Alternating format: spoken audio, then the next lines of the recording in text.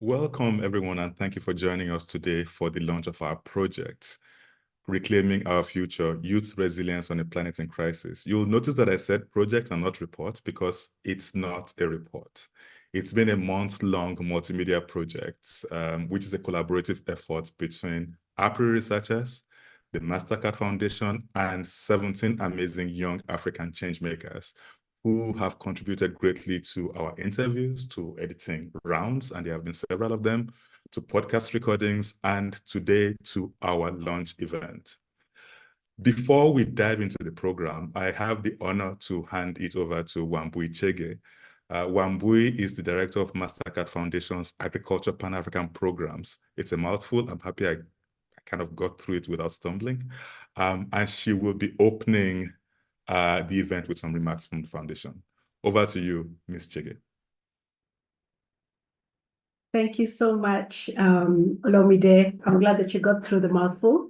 And I'll start by saying welcome, a very, very warm welcome to all our participants.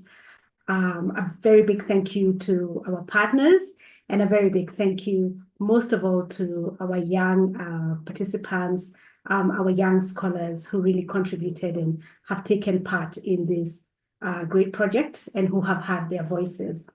So as you heard, my name is Wambui Chege and I'm Director for Agriculture and Food Systems at the Mastercard Foundation. And today is really about celebrating the resilience of young people who are defining for themselves the future that they want, which is a sustainable future. And why is this project, and why is this, let me not call it project, why is this work important to us? Because at the Mastercard Foundation, we believe that every young person deserves a chance to build a life of dignity and purpose. Climate is one of our major emerging areas of work. And at the foundation, we believe that climate affects every aspect of our lives. But it is not just a thing that we should worry about. It is actually something that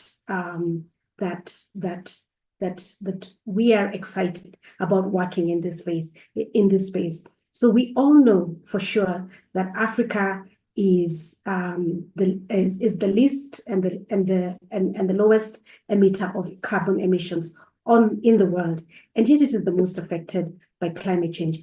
And while this is true, we also believe that there is an untold story of Africa, and it's a story of hope, it's a story of resilience, it's a story of positivity. Africa has major assets that place it in a fantastic position to pioneer a very different kind of future, what we are calling climate positive growth. It has major assets, it's biodiversity, it's renewable energy, but most of all, it's young people. And at the foundation, we are supporting young people to access opportunities offered through climate action to create a sustainable future and the future that they want. So this report and this work is about resilience in action by young people. It's about our young leaders. We will hear their stories. And what's really interesting for me about this work is that it is relayed through different multimedia channels. We've got podcasts, we've got the report, which will be launched. We've also got a very, very interactive website. And today we will hear the stories themselves as told by the young people who have been a major part of this work. So I'll end here by saying a very big thank you again to our partners, and also big thank you to our young people who are our change maker. Over to you, Olomide. Thank you so much, Wambui. And I'm updating my vocabulary to say work, not project. So thank you for that. And it's been an absolute pleasure working with the Foundation. And we're also really grateful for the opportunity to, amplify young African voices when it comes to climate adaptation, when it comes to resilience, and when it comes to looking at what the future holds for all of us, young, old, Africans, and non-Africans alike, because we're all living on this planet, even though Africa has contributed the least to, creating the climate crisis, and it's affecting Africans. It is all of our future. It's not just for Africans. So thank you so much. And as I'm sure we all know, Africa is unjustly burdened with the worst effects of the climate crisis, despite, as Wambui said, and as I said earlier, having contributed the least to, creating the crisis. Also, Africa is home to the youngest populations in the world. So we must then ask ourselves, how is this growing contingent of young people responding to these existential threats to their futures? And that's the key question that was driving this work, and which, of course, we're going to be engaging with today as well. And this is where we came to where we are today, with the participation of these amazing 17 young change makers in this narrative style research project. I think I'm going to permit myself to say project in this one space, on youth climate resilience. While these young people hail from different backgrounds, different geographical locations, different cultures, and different professions, they are all contending with the realities of the ongoing climate crisis, and they share in their compassion, innovation, and tenacity in light of converging challenges. We, of course, have to put a caveat here. We do not claim to speak for all African youth. What we have done is to highlight individual stories from across the continent. We think the stories are exceptional, and we think they are also, in some sense, exemplary. As you will see when you look in the report and when you will get to the part where we show you the mini microsite where we're hosting both the report and the podcast, you will see some of the creative choices that we had to make as we were putting this work together. So now, moving on to our keynote address, I'm very pleased to introduce to you our amazing keynote speaker, Scholar Dike. Beyond being one of the stars of this project's work, there are a lot of stars, and she's one of them. Scholar is a consultant, strategic communications expert, and program enumerator at the Tony Elumelu Foundation in Nigeria. We are really happy to have her with us as part of the whole project that we put together, but also as our keynote speaker. So, and also, she will be joining a panel, which we'll introduce also later after her keynote address. Scholar, over to you. Thank you, Olumide. And so, ladies and gentlemen, distinguished leaders and esteemed guests all over the world, welcome to the report launch of Youth Resilience on a Planet in Crisis. I am starting off today's keynote speech with a poem and a question. The climate is changing. Why aren't we? Not in changing our skin colors, not in changing fashion to suit the weather, not in changing our skin colors, but in changing what matters the most. The glaciers weep and the oceans rise. Heat waves scorch and storms collide. The warnings echo as nature pleads, but habits linger and take no heed. The forests crack and the rivers dry. Wildfires rage as the smoke fills the sky. Creatures flee and their homes displaced. But we engage more in debate and slow our pace. Comfort calls, but we choose to hide in digital screens and daily grind. In every choice, in every step of the way, the earth reminds us of the impending danger. Why aren't we rising? Why aren't we bold? When stories of loss and suffering unfold, let's charter the silence and find our path. For a future worth living, we must act now. Hope flickers in the hearts of the brave, who stand for justice, who choose to live and save. With hands joined together, let's take our stand to nurture the earth and heal our land. The climate is changing. It is time to see, for a world transformed starts with you and I. So my name is Scholar Dike, and I am from Nigeria. I am a public relations practitioner, founder of XRD Consulting and NGO collaborator. And like many of you, I am deeply concerned about the state of our planet and the legacy we are leaving for future generations. And for a planet in crisis, experiencing weather event, loss of biodiversity, and rising sea levels, resilience then becomes truly dynamic. In Africa, youth respond to these global issues by finding strength in solidarity and they are emerging as key leaders in addressing these issues. Their commitment is further seen through activism and advocacy across borders to tell our climate change story as a people. Sometimes the youth design campaigns and create grassroots awareness on how to tend and keep our environment, while other times they collaborate with research institutes like APRI to amplify their voices. Because a youth-led platform unites young people and allows them to have a position at the table where decisions are made and policies are formulated. I started volunteering for NGO as a teenage girl, even before I knew what climate change was. It all started by being a part of a team that donated funds and relief materials to reach out to victims of flood in the city of Port Harcourt and Jos, Nigeria.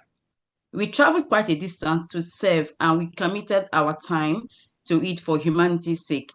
So in 2019, our NGO, the Inspired Youth Network, signed a partnership agreement with Action Aid Nigeria, and by 2021, the contract was renewed to SPA2. For a while, we focused on governance and accountability and organized training for the youth on capacity building and how to track government budgets in order to hold them accountable. But there is a good news, and it is that we have taken a step further to expand the scope of our advocacy to climate change in the area of agriculture. This is one of the areas that is given less attention. A few months ago, we organized a summit on agroecology and food systems to educate people on the importance of organic fertilizer. Also, we advocate that the government should appropriate funds into agriculture and organic fertilizer to encourage natural farming against genetically modified organism planting.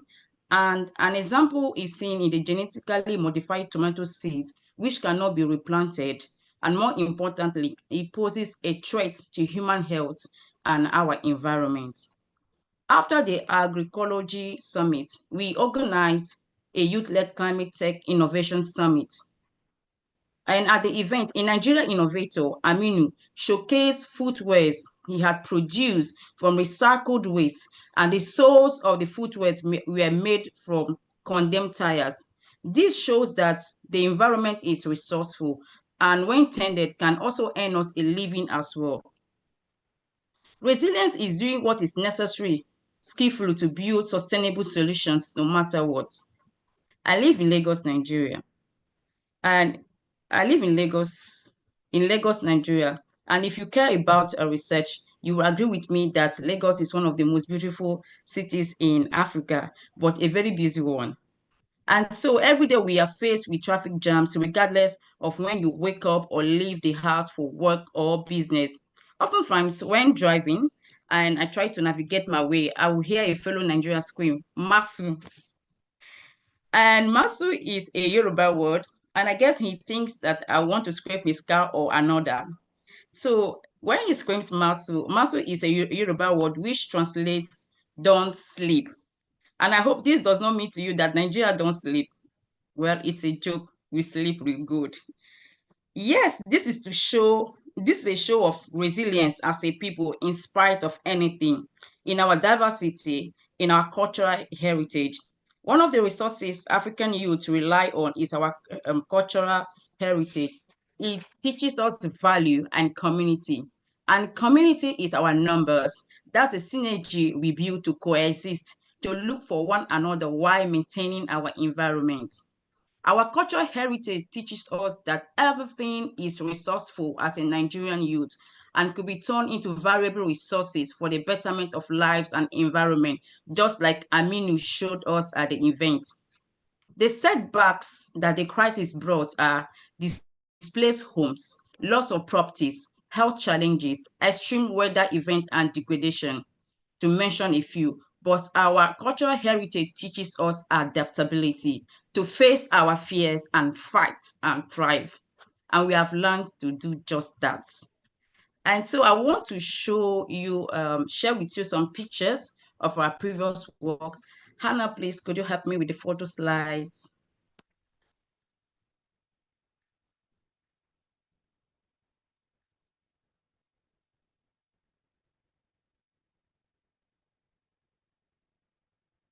and so this is a training organized by the Inspire Youth Network.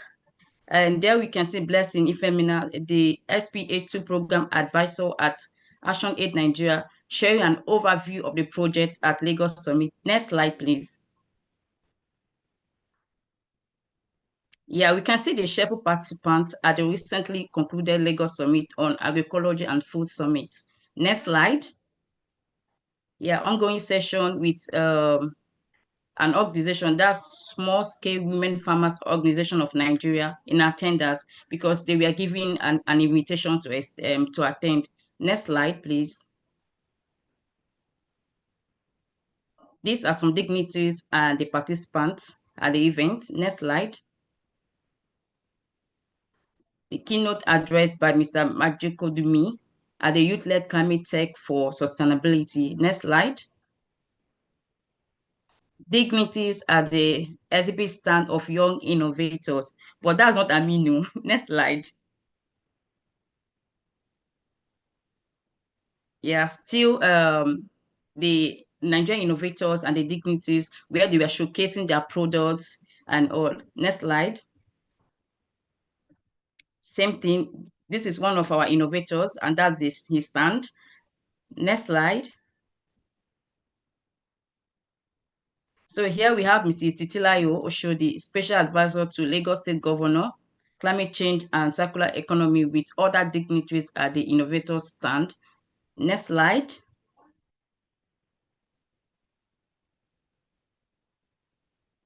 Okay, that's all. Thank you, Anna. And today, on the same course, people in hundreds are connected virtually to witness a report launch on youth resilience on a planet in crisis, conducted by African Policy Research Institute in partnership with Mastercard Foundation. Youth resilience on a planet in crisis is characterized by creativity, innovation, and activism.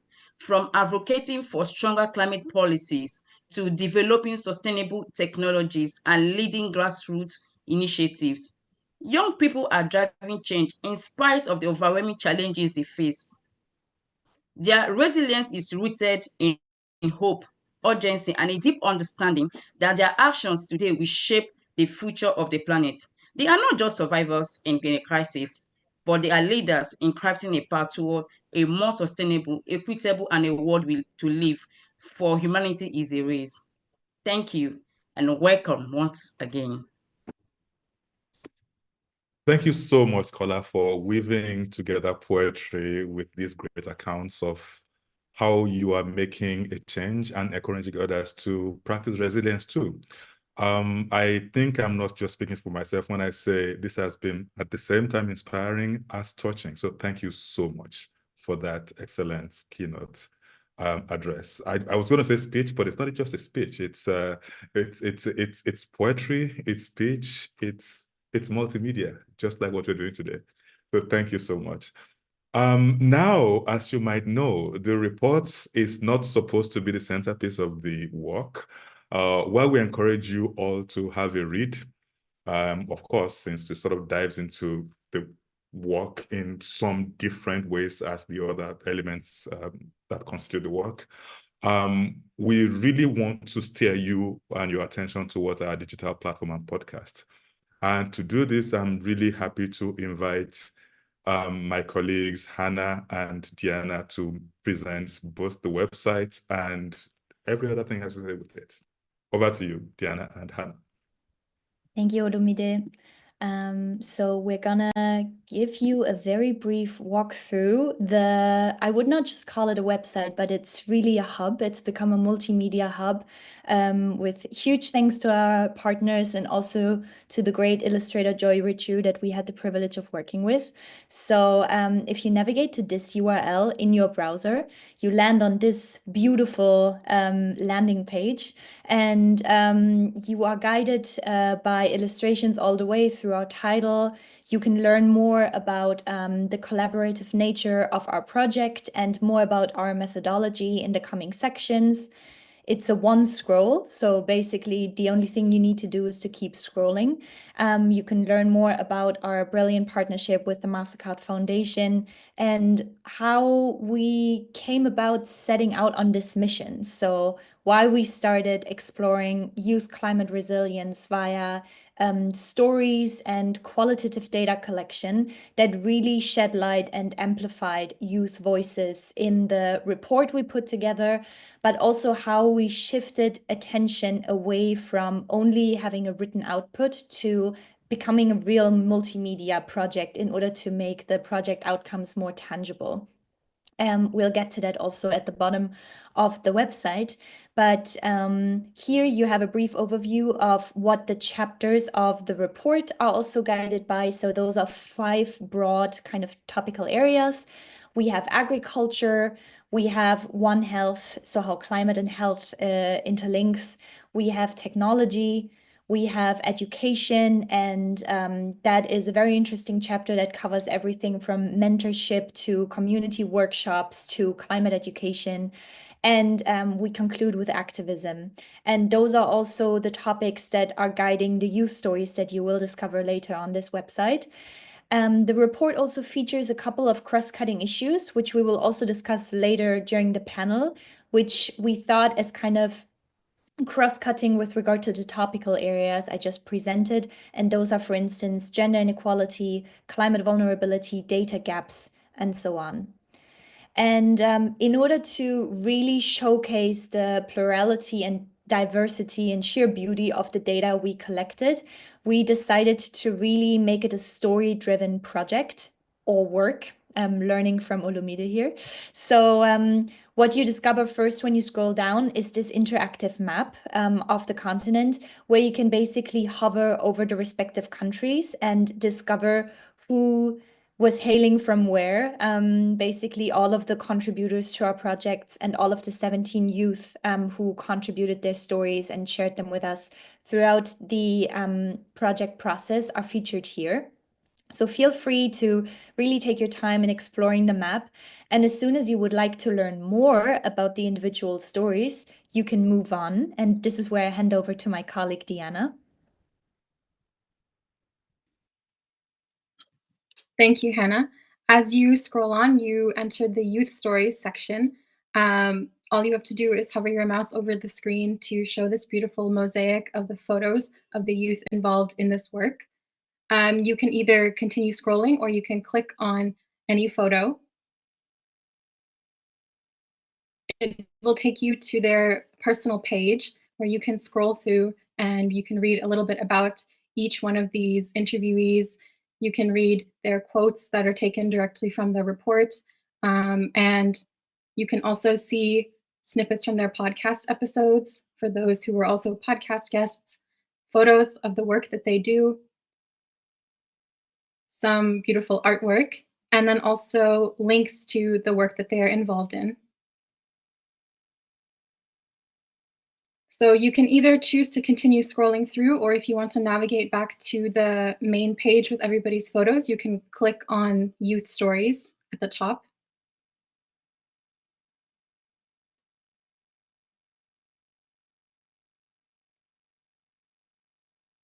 So we have each one designed slightly differently to continue with the creative aspect of this report.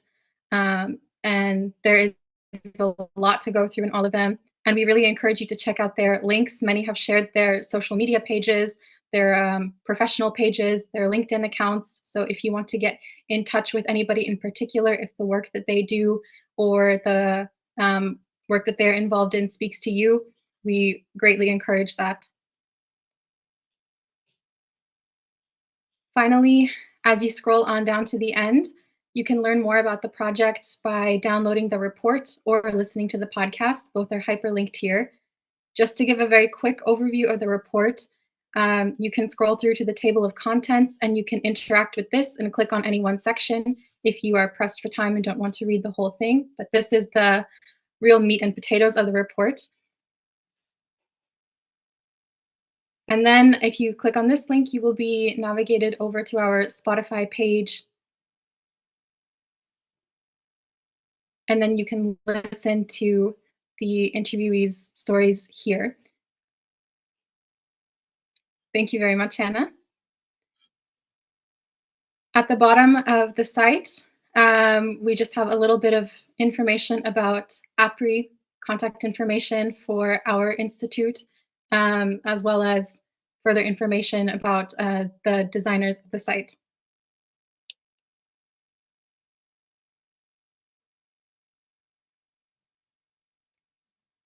And that is basically it.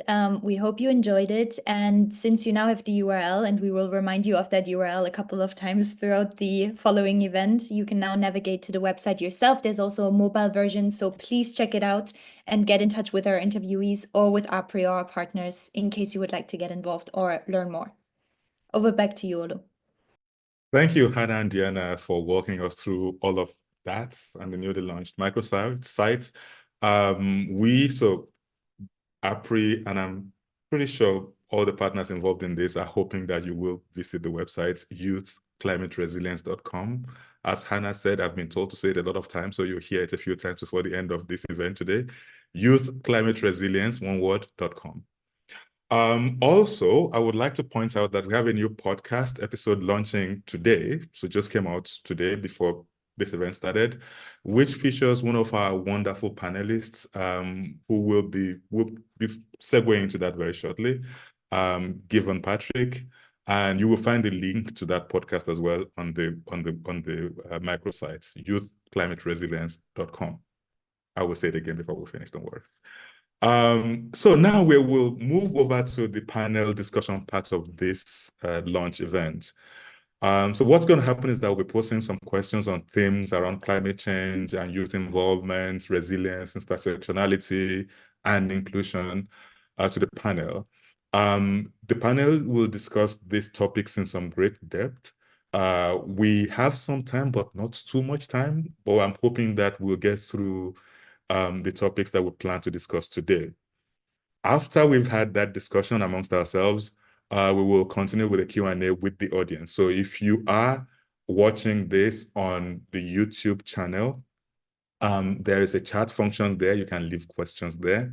And so someone is collecting the questions and I will magically be giving them after the panel discussion, and then I'll post it to the panel. So now I'm going to introduce the panel. It gives me great joy to introduce these three wonderful panelists. I will start with Mohildin Bushra. Mohildin is an electronics engineer and the communications officer at Sudan Urban Development Think Tank and was the Sudanese COP28 youth delegate.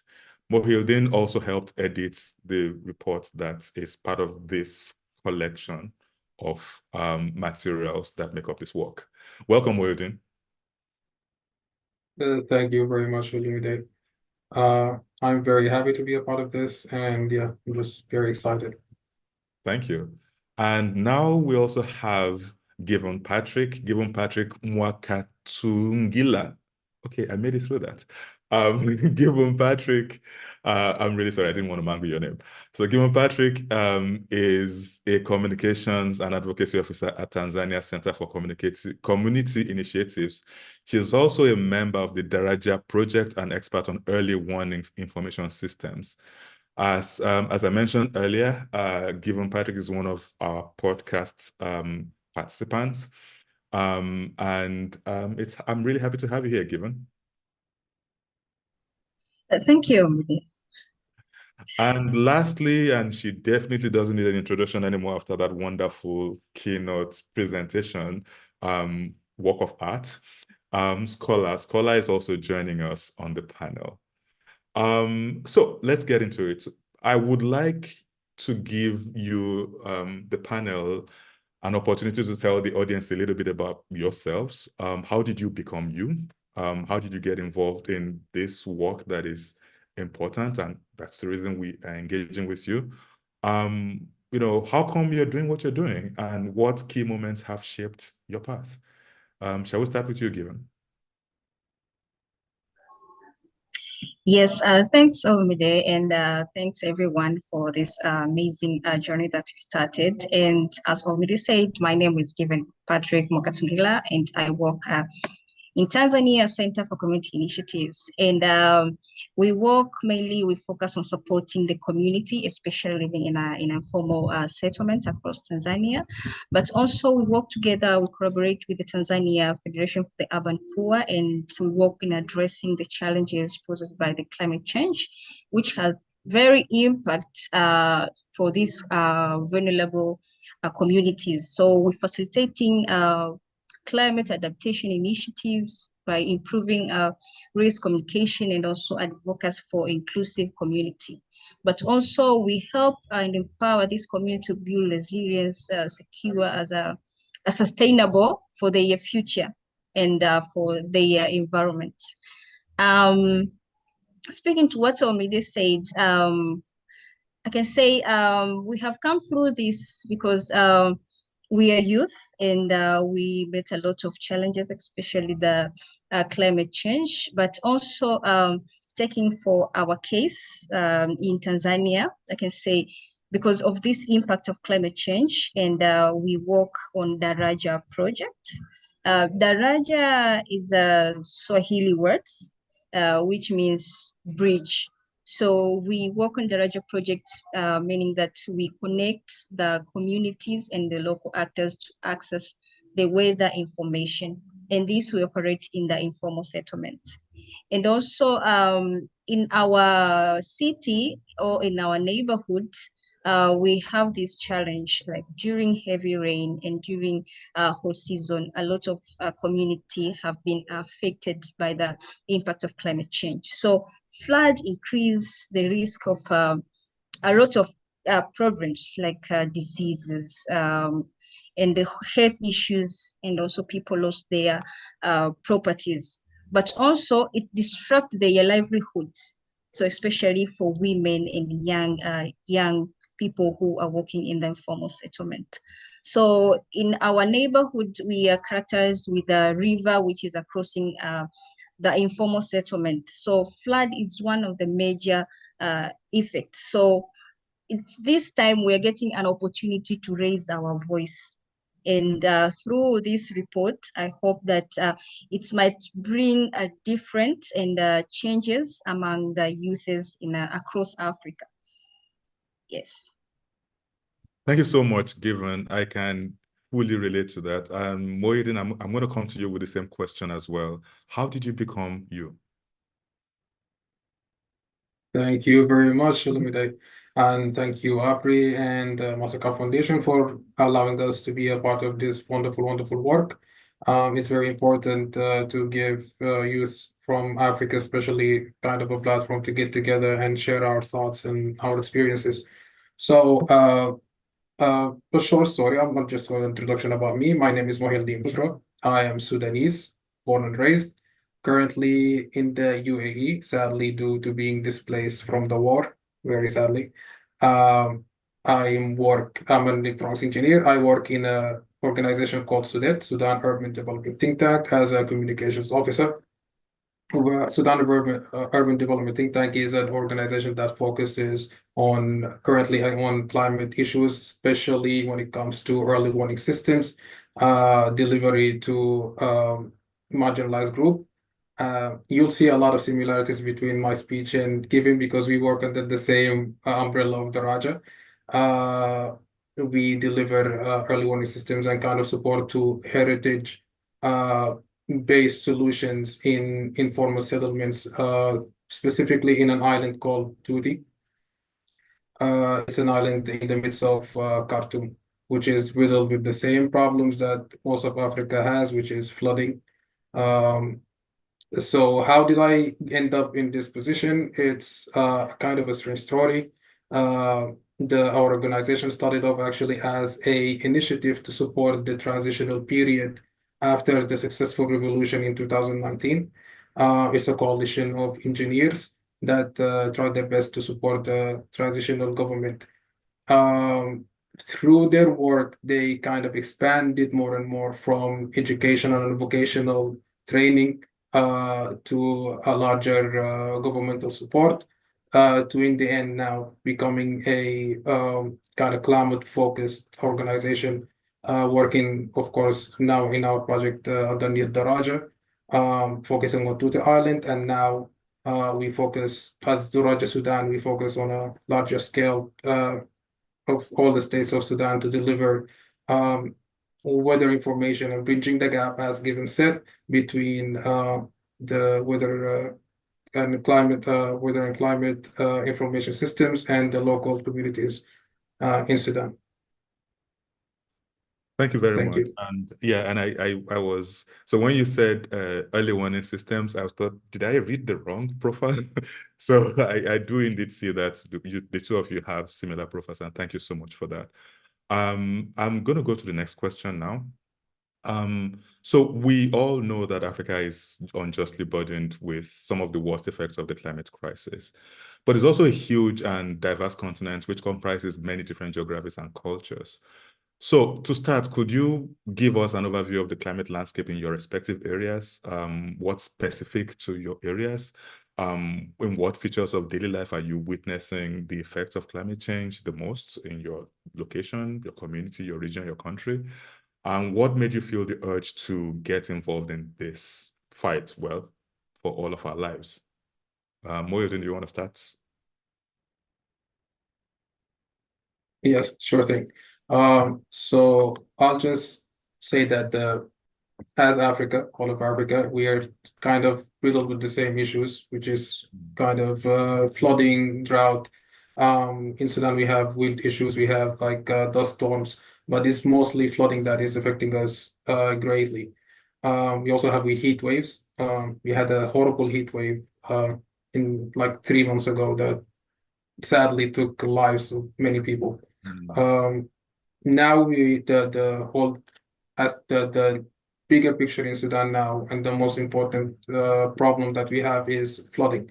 I've seen this in the island of Tuti that I mentioned before. Island of Tuti is in the midst of the of Khartoum, between in the meeting of the Blue and White Nile, and they have their own systems of trying to fight through that and kind of survive and having a sustainability when it comes to fighting against the flooding. So the systems that they created, this is where we came in and try to support them through providing them with early warning systems, training, and education as a whole. So thank you. Thank you, and I can imagine that same story being repeated at different parts of the continent, right? Yes. Given, could you come in here?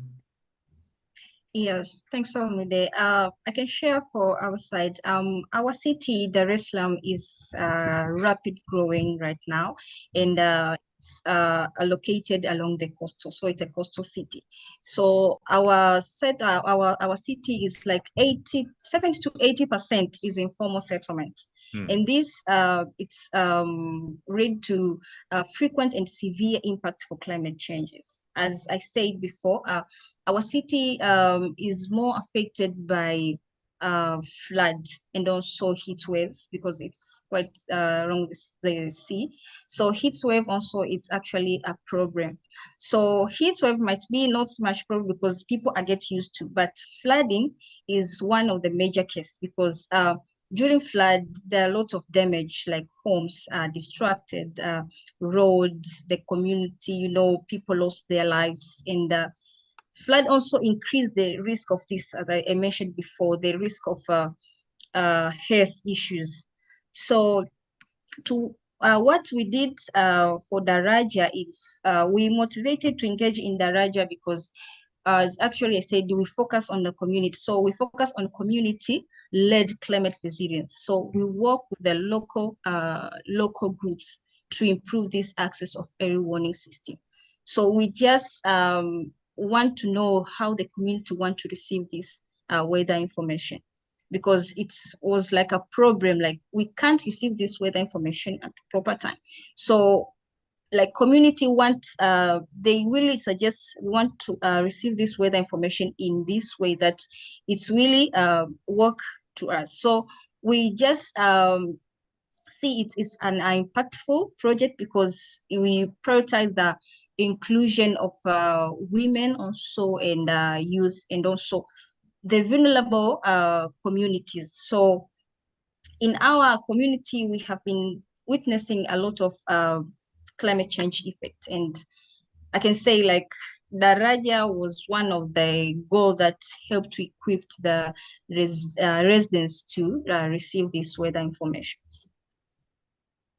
Thank you. And again, I can imagine us saying this similar thing about coastal cities across the continent. Thank you so much.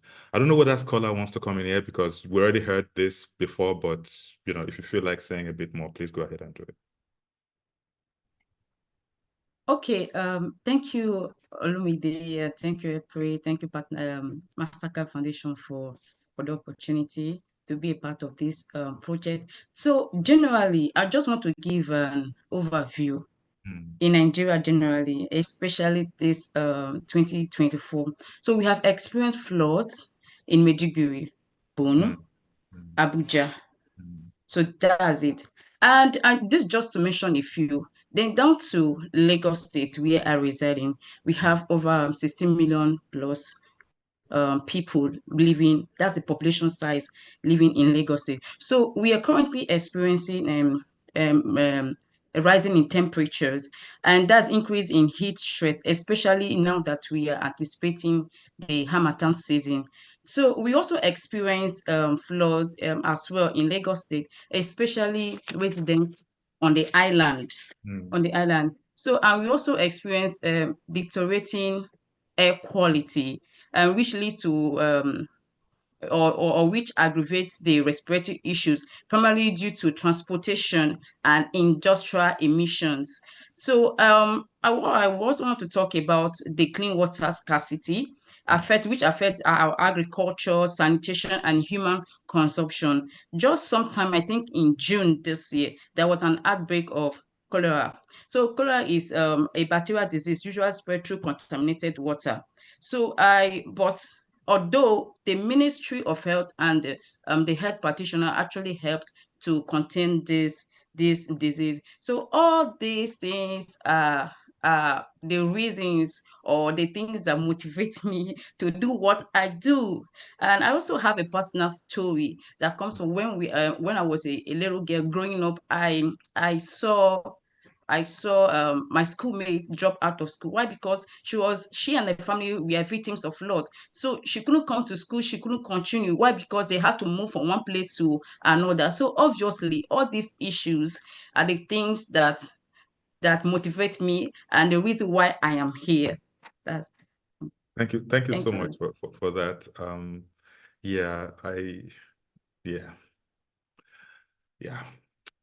So the work is all about resilience, the work that we've all been involved in doing, and how it is practiced in day-to-day life, how you practice in day-to-day life.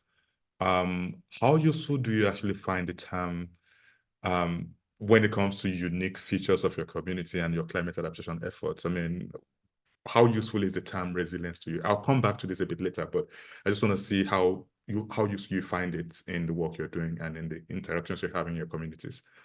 Given, I'll start with you. Thanks, Famide. So maybe I can explain. Before we joined this project, the Daraja project, so the term resilience was not widely used or was not clearly understood by our community member. I don't know in other countries, but in my community, like maybe we have a lot of literacy number.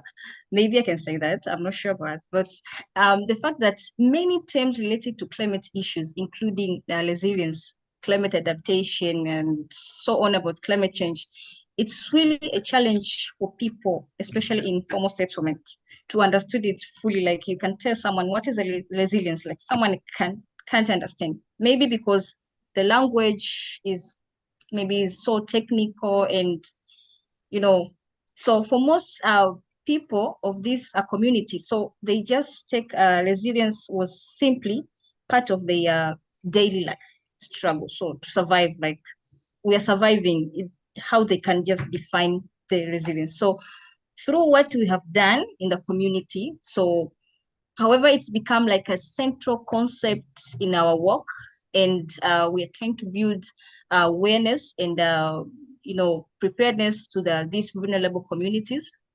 So we actually also need to make sure that the community also are aware about these climate issues, especially about resilience.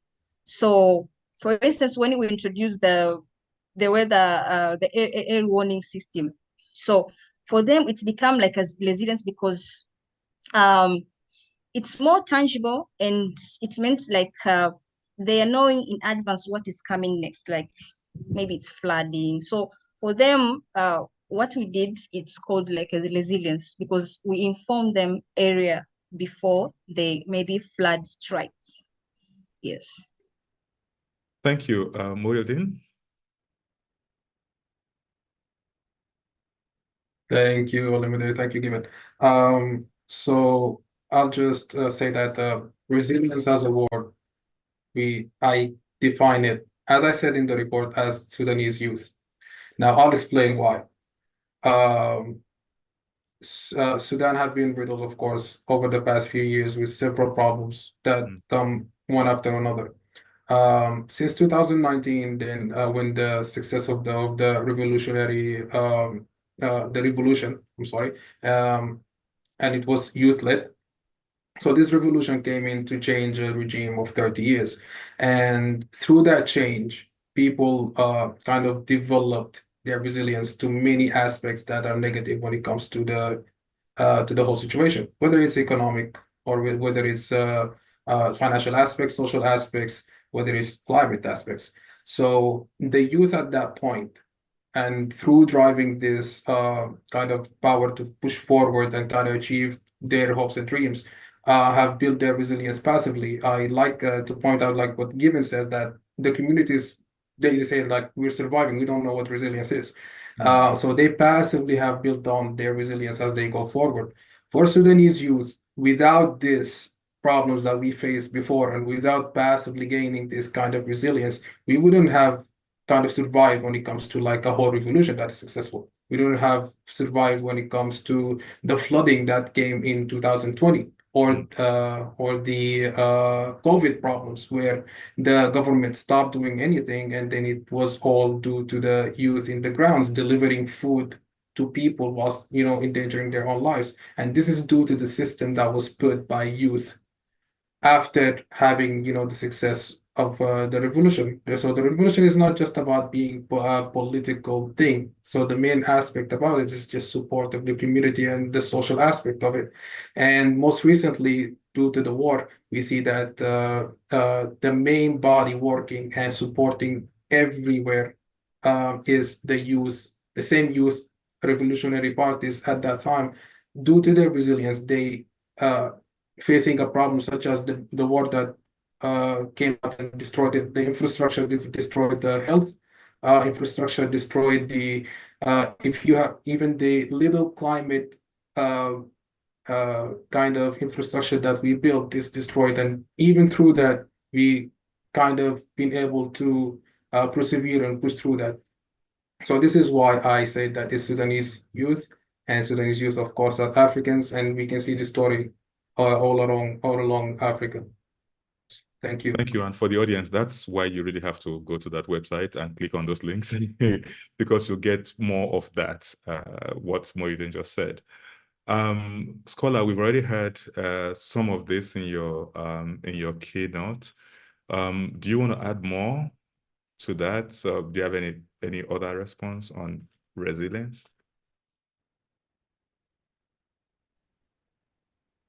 Nothing big. It's still doing what we have to do, regardless, no matter what. Like in my keynote speech, I started with a question, and I asked, I said, the climate is changing. Why aren't we? So resilience means if the climate is changing, we need to wake up and change alongside the climate. And I said not in changing in our skin colors, but rather doing what matters most, adopting new policies, new strategies in addressing the climate issue. Why we move on to climate action. So that's it. Do what we need to do, doing the necessary things regardless, no matter what. That's what the concept resilience means to me. Thank you very much. And I Thank really you. hope that we can find a way to let people with power hear what you just said, because we need to do what we have to do. Thank you. And still staying with the resilience issue, which networks, which resources would you like to highlight as key to fostering resilience, both inside and outside your communities, right? They could be formal, they could be informal, they could be tangible, intangible. You know, those can be some of the things that you yourself had access to, or things that you wish you had access to, or things that you want other young people like yourself to have access to. Scholar, I'll start with you.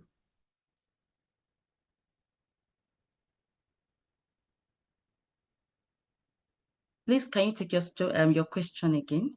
So I said, what are the resources that you would like young people like yourselves to have when it comes to resilience? What are the resources that you wish they had? What are the tools that you wish they had? There could be formal networks, informal networks, there could be trainings, there could be anything that if you had the chance to help other young people like yourselves with resources, what would it be? And what it could be something that you had and experienced yourself, or something that you wish you experienced. Okay, I want to talk more on education. Right. Yeah. Education is very, very, very important. So when you want to provide a solution to a thing, you have to identify the problem. Right. And when you identify the problem, it becomes easier to tackling that particular issue. So I think it's not as if there are no education programs ongoing. So I'm saying that issue intensify.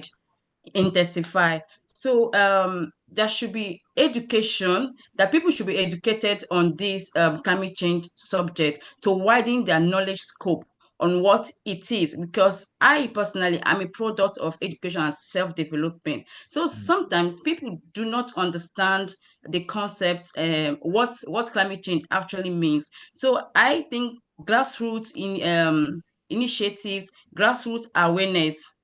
So and this could be achieved through partnership with the ministries, the government, the NGOs, international organizations, and also the release of funds to help to help channel these programs to communities that are underdeveloped and that need to come to the awareness of what climate change is all about. Thank you. I'll come to you, Given. Yes, maybe I'll go back to what you asked about the network and resources. So I can give an example on how we did in our project. Like we have a critical network with our community. So it's kind of informal or formal. I don't know how to structure it, but we have an existing network in our community where we work together. So I think that is one of major network that we need for resilience, but also maybe government. You know, we work in our project, we work close with the government, the Tanzania Meteorological Agency. So this is a kind of a network that we need, maybe formal or informal. But also for the youth, I can just say like we need platform like offering opportunity for the youth to engage in gaining the experience on climate, because technology is now growing up. So engage in climate technology. So as white scholars said, we emphasize on education and training. So youth need to access this education for both in climate science and practical local knowledge. It's very essential for resilience. So we can see there are lots of young people who are receiving like now climate training, and there are lots of platform forum for youth. Is like what we are doing now. APRI and Mastercard Foundation have we are close because of that. So this is how we can build resilience. But also maybe I can just talk on financial resource. It's one major like important for fostering resilience. So many youth, maybe I can say in our context, many youth especially in formal settlement have a great idea in climate action. So there are lots of like waste management projects, nature-based solutions. So these people need like financial resources to boost. Even though I was said we work with a community as our network, they are doing savings. They have saving groups. So they can just get some resources, but actually maybe it's not enough because, the effect is really wider, Yeah. So for more African youth they need to have access to this maybe grant and small loan to focus on climate resilience. Thank you so much. Yeah, thanks a lot, Given, and thanks also, Scholar.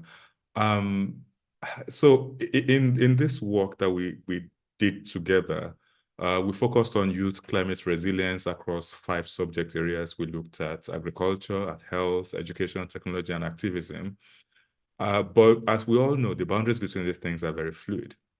So we also looked at cross-cutting issues, what we call cross-cutting issues, with that link intersecting issues of gender, socioeconomic vulnerability, data gaps, social negotiations, and funding. Which of these themes spoke most to you and invoked a sort of impactful story that you would like to highlight?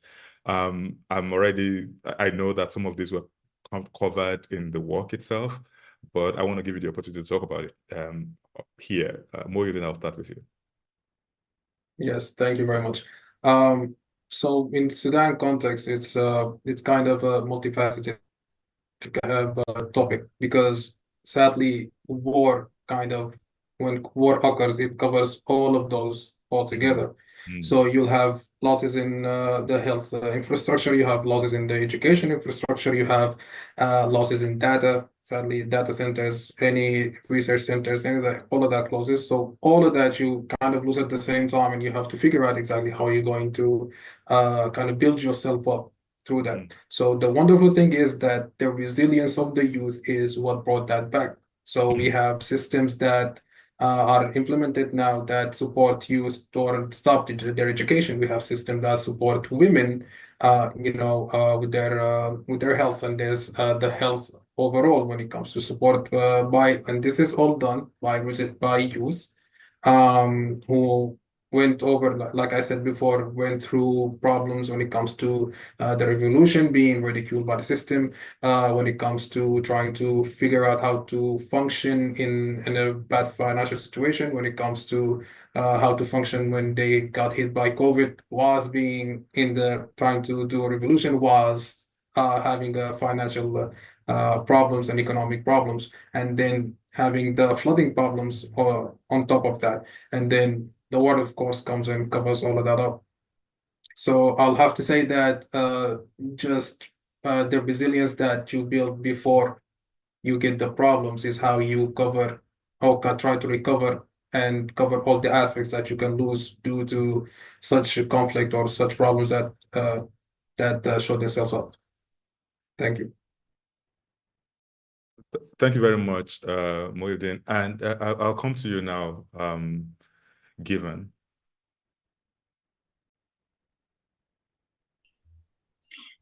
Yes. For us in our context, maybe we can speak on those on agriculture, health, education issues, technology. Because we have been mobilizing this knowledge sharing when it comes to climate issues. So as I said, we just collaborate with the community and building resilience with them. So it's just like I don't know how to put it, but it's just like how we are trying to turning the complex data into like accessible issues community. So I think I'm not very far from what Mohildin says, and it's going hand in hand on what it could be enable the better understanding of across the youth in our continent, maybe in our countries, in our communities. Yes. Thank you very much for that, Given.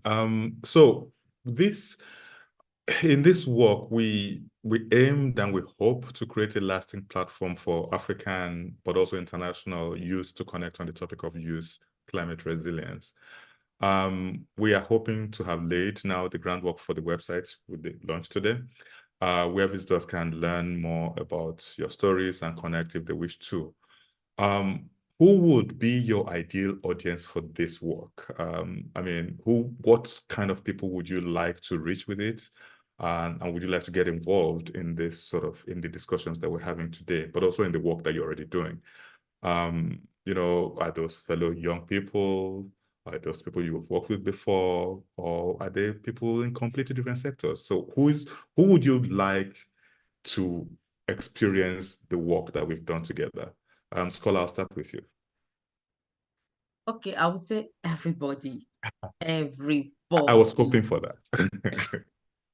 So I am calling on everybody who cares, everybody who is interested in keeping our land green and make it a better place to live, regardless of color or race. So I wouldn't want to marginalize and say only the youth, no, because I also believe that there are also way other people who understand or who are more interested than even the youth. So this is a call to everyone who's interested in making the world a better place to live in. Yeah. Thank you. But if I'm gonna push you a little bit and say drill down to one particular demographic, one particular category of people, one particular group, who would it be? Because I'm worried that I'm going to get that from the from the three of you. Then it will be the African youth, every African youth. I'm calling on every African youth. Yes. Thank you. Mohildin? I think Scholar put it perfectly, like everybody, but I'll say like, no, I'll do that. I'll give you a demographic. So it's youth in general. I think it's very important for every single youth, not only African. I know we focus on African, but there's other areas that we can connect together and kind of through our several experiences and diverse experiences, we can share information and get, to solve this problem because it affects us the most. It affects youth the most, the whole climate issues. So yeah, I'll have to say youth. And yeah, thanks. Given I saw you smiling when they were speaking, so please don't say everyone, because of course everyone. Of course, everyone is right, but I'll go first for my fellow youth. The fellow youth are the heart of this initiative, resilience. Young people, especially in our context in Africa, they they often have an accurate awareness on climate risk issue because they see the impact daily. Yet, they may lack resources, as we said before. So I think I'll go for youth first, but also I'll also love to engage the key group that we hope that if we engage the policymakers, because maybe they're not the final say, but at least they can help the community, our young people, to build on climate resilience, and also local government officials, So these are the people they can really help to shape and support these issues on resilience. Don't know if I'm making that. No, that's great. I was going to prompt someone to say policymakers because we're a think tank and we also engage with policymakers, and part of what we do when it comes to climate change adaptation resilience is to try and make certain, we do research, but we also present the recommendations to policymakers. So I'm glad that came out without my prompting. Yeah, now we're sort of generally moving towards the end. Like I said earlier, if you have questions, audience, please leave them within the chat box in the YouTube page where you're watching this.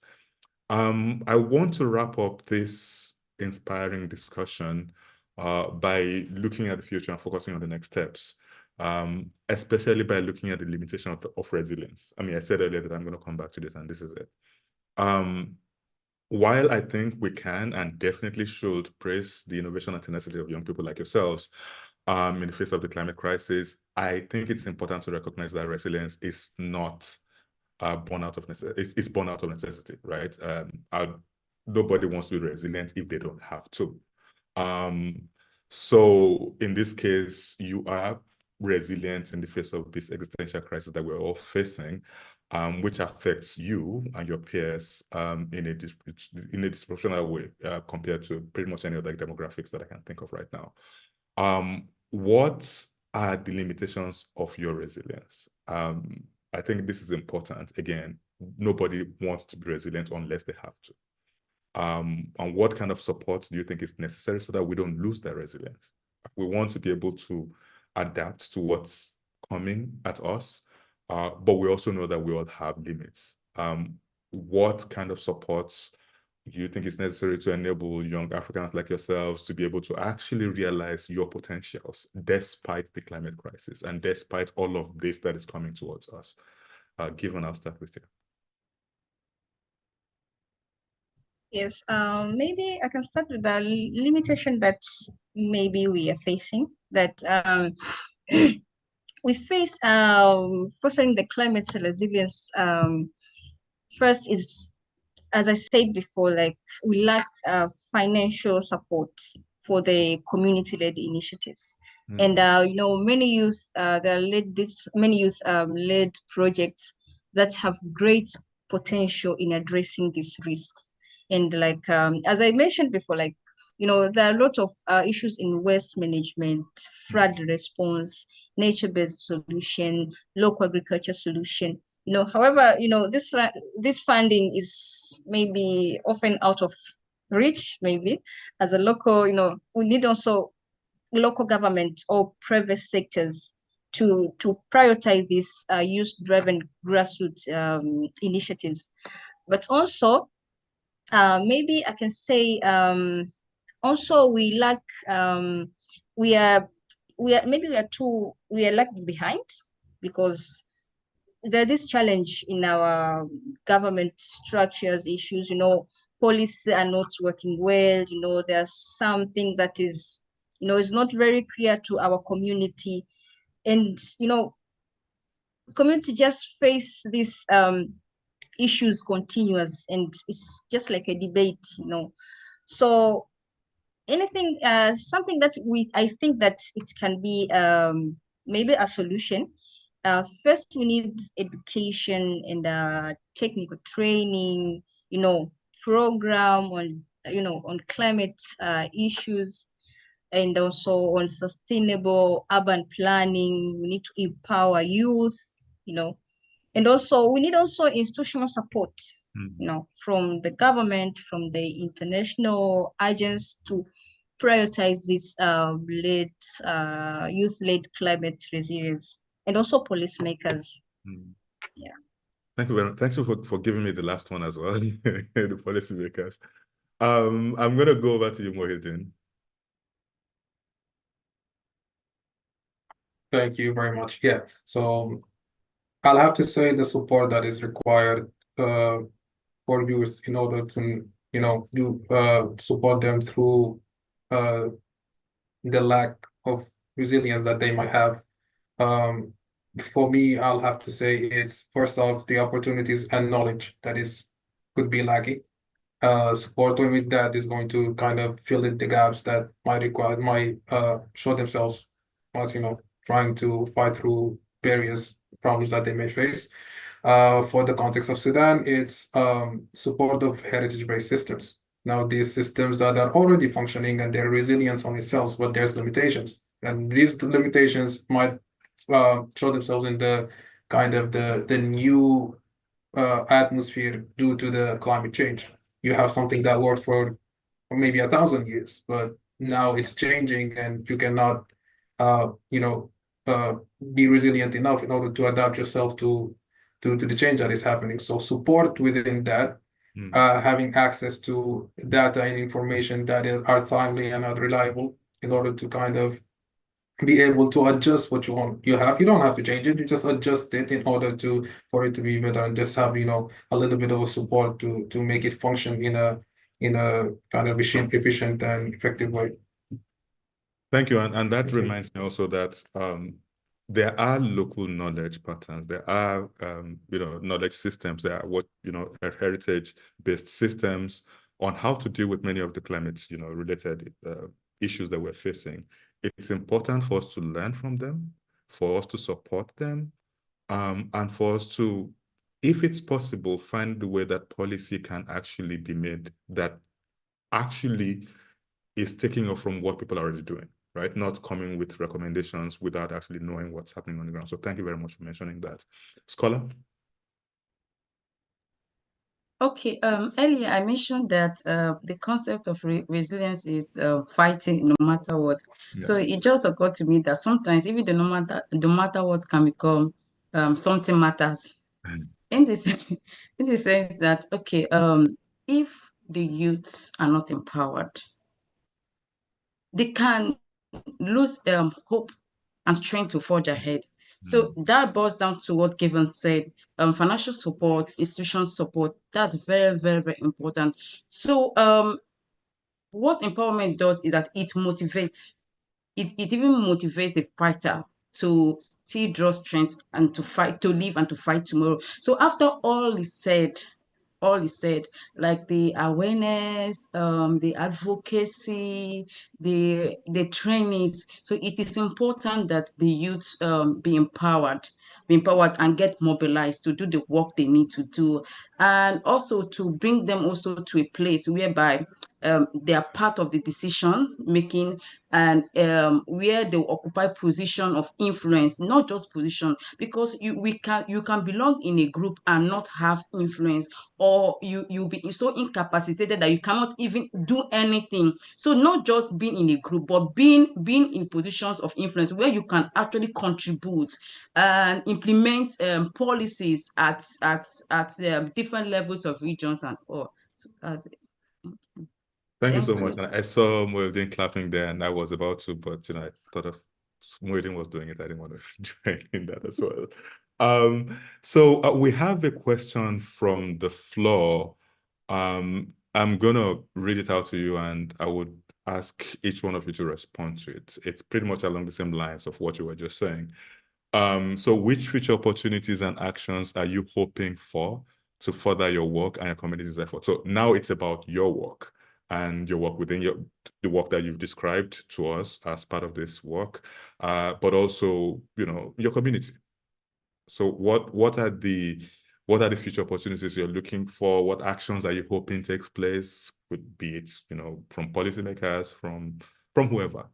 I'll start with you, Given.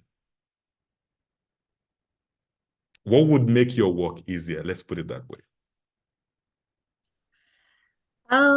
Yes, speaking in my context, what will make our work very easy is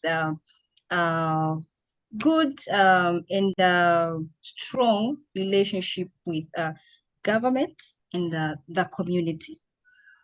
We just work from the grassroots, and we hope for the government to respond. But if the government did not respond, means we are just, we're just raising our voice just for nothing, So I really hope that someday the government should recognize what people are doing, especially youth from the grassroots. Yes, so this is what I can say from our context. Thank you. Mohildin, what would make your work easier? I'll have to say, if there's more platforms like this one that we are in right now, available to all youth, and they all can enter and then be expanded upon and worked upon, this is perfect. We got to listen to a lot of youth kind of backgrounds, what they do, how they function, and myself, I was greatly inspired by every single one of this event for 16 youth. So opportunities like this that get to amplify the voices of young Africans are very important for them to get their voices outside. And we are trying to do this also locally in Sudan. We have climate collectives that we kind of trying to start in order to get youth together and push their voices forward. This platform is going to be used within that in order to amplify their voices, not just only to be local, but to connect ourselves with other African youth as well. So just a little bit of access that we have, and a little bit of opportunities to say, well, we're going to give our voices and give our opinions, and everything is going to be like in the right direction. Thank you. I'm happy to hear that we're able to contribute to that. Thanks so much. Scholar? Okay, so my NGO knows that this launch is happening today. Hopefully, I think we must be connected. So this is a way forward. And at the end of today's event, they're already waiting for reports from me. Waiting for report for me. So all of these, I think, will make our work easier. It will give us a roadmap, streamline our projects and all. Like Mohit said, more access to more trainings like this, not just at this level, maybe on a wider, bigger platform. But regardless, I really appreciate this platform, what APRI and Mastercard Foundation have been able to do and all. So moving forward with the data we've gathered so far, I believe that by the time we come together at in our foundation, it will give us a wider scope on what to do. And like I said, with the data we've gathered, it will help us understand what needs to be done, what sector needs to delve into, which region or community needs help and all. So it will help us to forge ahead any moment from now. So that's it for now. Thank you. Thank you. You mentioned a bigger platform, and the biggest platform for climate change is happening as from next week, the COP. So yes, that so reminds me. what message, and this is from a question that we got from the audience, what message do you, as young people, want the COP participants, the negotiators, what message do you want them to hear? If you were talking to them now, what would you tell them? Since Scholar, you were already about to start speaking, I'll let you start. Okay, the message I want them to hear is that already I want them to know first that the youth are not lazy people. They actually doing work at the different levels. So what I will be telling them is that we need access, we need support, we need financial support funds, and we need institutional support. That if possible, they could also come down to our region to say things for themselves. So to also let them understand that the youth are not just folding up their hand, just looking, that we've done a lot of work that needs to be seen, that needs to be heard. So this will be my unreserved message to them. Thank you. I saw how strongly you were nodding, Mohildin. You want to go? Yes, I wanted to fully echo on that, what Scholar said. Yeah, I fully agree. What policymakers and what higher ups in COP now needs to focus on is seeing where the grassroots is and seeing that where youth are actually doing the work. I'll just like to mention that last year, as I was in COP 28, I was part of a program of 100 youth from marginalized LDCs, SIDS, and other kind of groups like that. So these programs gave voices for us to contribute in COP 28, okay, and then have our voices heard. And if more programs like this came up and more things like this being implemented, getting the voices of people who are actually doing the work in the ground, and you are sure that they're making doing the work on the ground, it will be an incredible support for youth and African youth especially. Thank you. Given you have your hand up. Yes, sorry for interrupting. I was just want to add what a scholar said. Scholar said youth we are not asleep, but I was actually want to emphasize that youth, we are not supposed to sleep. We have faced a lot of challenge and we need to speak out, we need to raise our voice out. You see, yeah, that is all I want to add. No, thank you very much. And the more I hear from the three of you, the more I appreciate the fact that we actually have this platform that we've created, but also this discussion that we're having. I'm learning a lot from you, and we'll be talking more after this. Thank you so much. It's been an absolute honor, but before I finally close it, I want to ask each one of you whether you have one last line you want to say that you want us to go away with. Scholar, one last thing you want us to take away with us? It can be a word. Masu, don't sleep. Thank you. Wake up. Thank you. Nice one. Given? Yes, Kola, we won't sleep. Yes, but I really appreciate for the opportunity that we had, and I really hope that we represent a lot of youth behind us, and I will hope that also this is gonna have a big impact in our societies, our communities, and our youth all around the world. So that's my word. Thank you. Mohildin, your last word? It can be a word or a sentence. Oh, I'll just say, okay, then strive. This is for youth. Strive. We persevere. Yeah. Strive. Once again, thank you so much for this excellent discussion. I'm really, really happy that we have it, and I'm looking forward to what we do together moving forward. It's been an absolute honor working together with you over the past months, alongside our partners, and not just you, but the 17 of you that we engaged with and who worked with us on this. We're really happy to have been able to provide a platform for you to tell your stories. And I really want to encourage everyone to go to the website. I'll say it one more time, youthclimateresilience.com.